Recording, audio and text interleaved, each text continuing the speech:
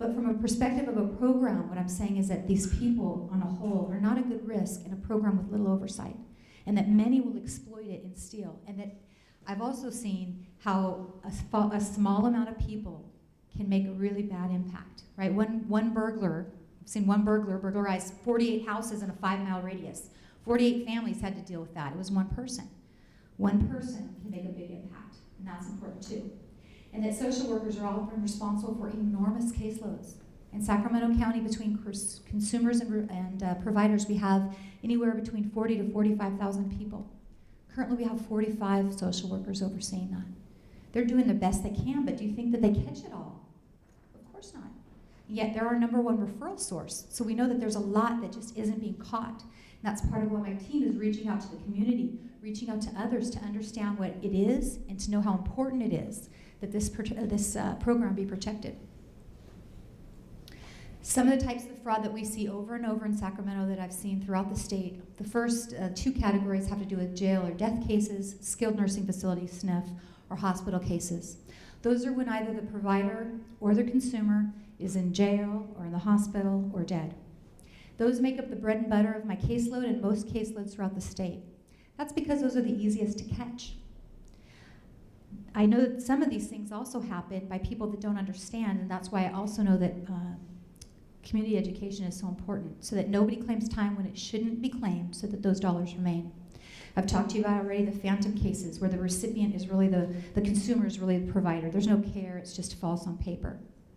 I've seen people, right now my team is investigating, about to file charges on a case, a man that lived out of state, got a call for the IRS, about $88,000 of unreported income. He doesn't even live in California. He didn't know what it was about. Turns out his identity was stolen here in California, and it was used to enroll him as a provider. $88,000 went out. He wasn't even in the state. I'd hate to be him right now, try to undo that with the federal government, right? I've worked with identity thief victims before. I know how hard it is to unring that bell. But I also know how easy it was for that person to do that, and I know we need to address that on the front end. People like the man I told you, the 141,000, people that exaggerate or outright fabricate their claim of need. They just come to the program to steal from the dollars, and they're able to do that because, well, in my county, you know, the social workers have 500 to 600 cases each, and it's going to go up because there's 800 more being banked. They're going to redistribute. There's not very many opportunities for them to put eyes on the program. Doctors that are submitting forms often don't understand it, and so they, sign forms not really understanding what they're doing.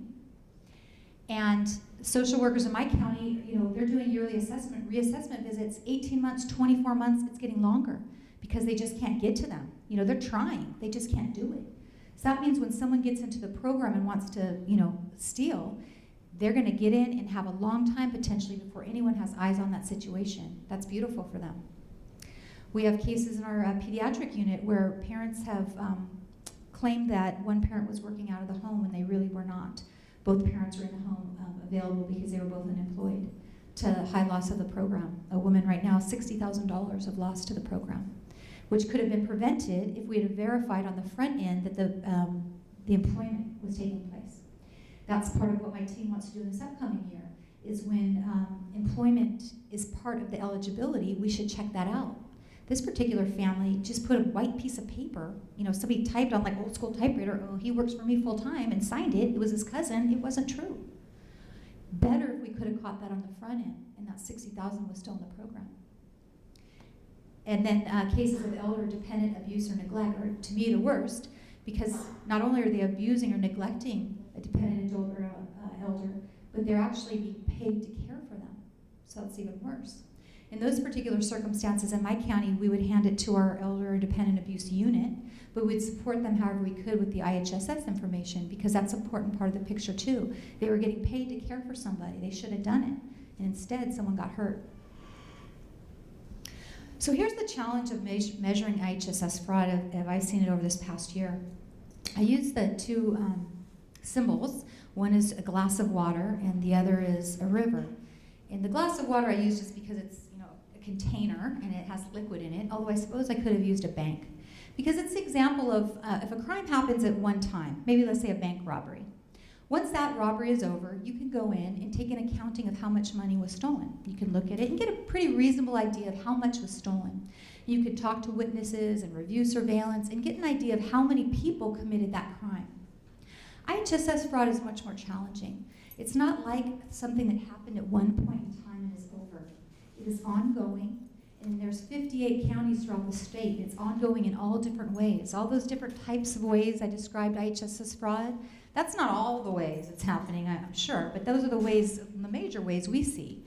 And so in a lot of different ways, in a lot of different places, it's happening on an ongoing basis. And so it's more like a river.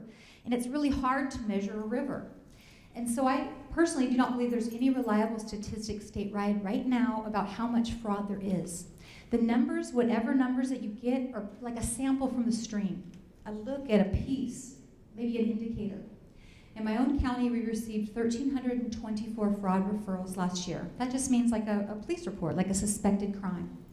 We were able to look at 588 of those. We couldn't get to 736 or whatever the difference was. We looked at 588 of them. And of those 588 that had overpayments, and I'm sorry I can't tell you, I think it was like 500 did and 88 didn't, or something along those lines. Of the ones that had what we could at least say were overpayments, money had left the program when it should not have.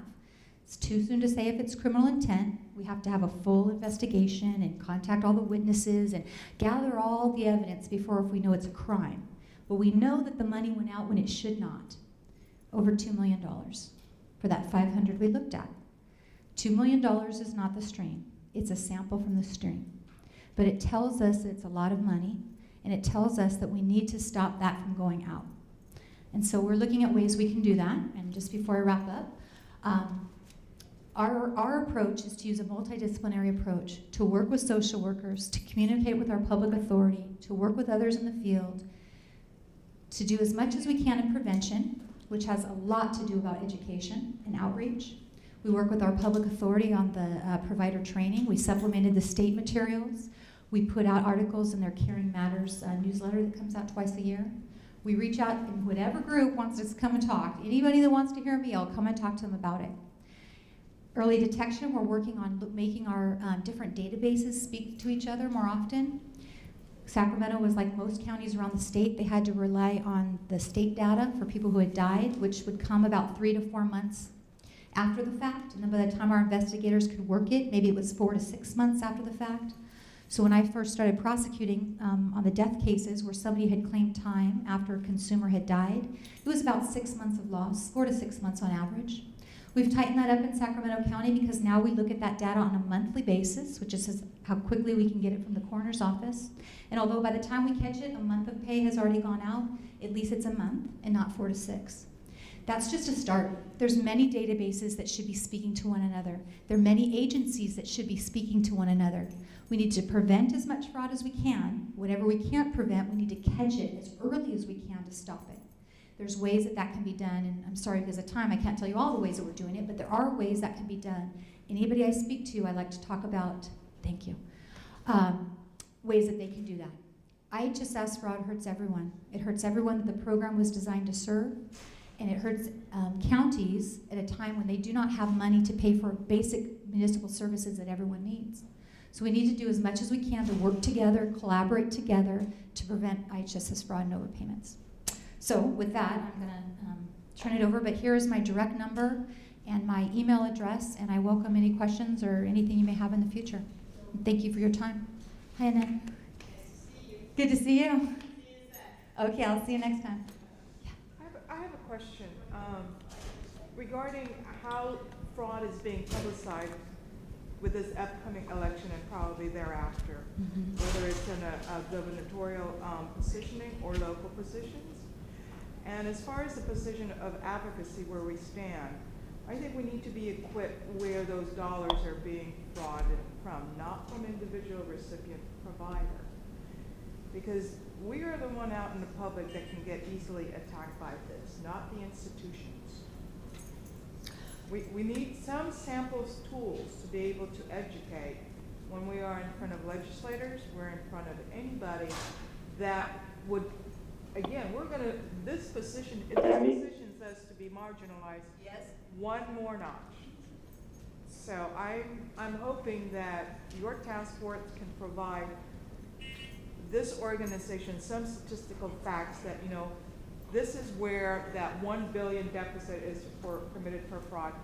Break it down to where it went out to, and because rather than being individually attacked, because that is what we're facing. Right. Well, I can't speak for any numbers that the state put out or what a billion. I can't account for any of that. But I am always happy to share with the work that my team has found. We made our full report to our advisory committee last month, following our actually before we spoke to our board of supervisors. I'm always willing to to talk to people about that, but I can't account for anything on the state level. I just don't have access to that data. But I do think it's important that individual people that are working in the program honestly not feel that they're the ones being attacked, because that's not the case, at least in my task force. And it's unfortunate in the first place that you have to feel that way, because it puts a wedge between people that should be working together. And so anything I can do to take away that wedge, I'm happy to do. Laura, we have Greg Thompson on the phone, who can speak to LA County statistics. And LA County, as you're well aware, is the largest county in the state. It represents about 40%. Greg, did you want to make comment at this point? Yes, how much time, like 5 minutes maybe? Just go ahead. We'll stop you when you have to. Okay, I think the first thing I'd like to say is that I fully support what Ms. West is doing and her approach. I think that absolutely we want to protect the IHSS recipients. The issue that I have is with the current administration and the fact that they attacked the program and created this stigma that it was filled with fraud and all these criminals. And so in an attempt to try to come up with some kind of way to measure it, we worked with RTC and we did a couple of studies. And I think if you want to, I don't know if they were passed out or not, but there's one sheet there that actually talks about the convictions. And so when the governor makes a statement that there's 25% of the program is filled with fraud, actually, no, I think the wrong sheet. If you look at there's another sheet that's entitled Conviction Data, Legacy Perspective in LA County. And we looked at 120,083 background checks.